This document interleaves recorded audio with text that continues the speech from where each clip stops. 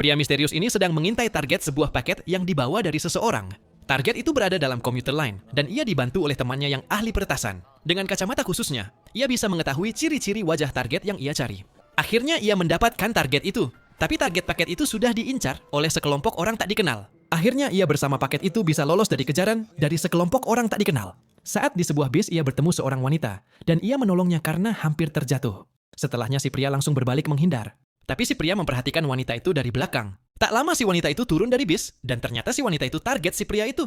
Teman si pria itu meminta mengambil tas si wanita, dan diduga memiliki paket di dalam tas itu. Ketika orang bersepeda melintas, lalu ia dengan sengaja menendang botol bekas minuman, dan mengenai sepeda itu.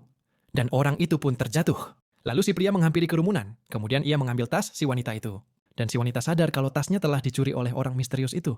Ketika si pria menggeledah tas itu, dan ternyata di dalam tas itu tidak ada paket yang ia cari. Tapi si wanita menemukan pria itu di dalam toilet dan meminta mengembalikan tasnya. Dan saat itu juga si wanita didekap oleh si pria, dan si wanita pun ketakutan.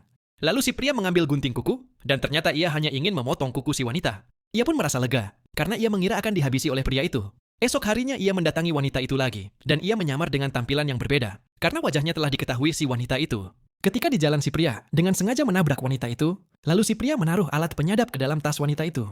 Agar selalu mengetahui keberadaan si wanita. Ketika malam hari si pria menyusup ke dalam rumah, dan memeriksa barang-barang di dalam ruangan itu. Saat menggeledah, ia menemukan foto dirinya bersama orang pembawa paket. Tapi ia belum menemukan sesuatu yang ia cari di dalam ruangan itu.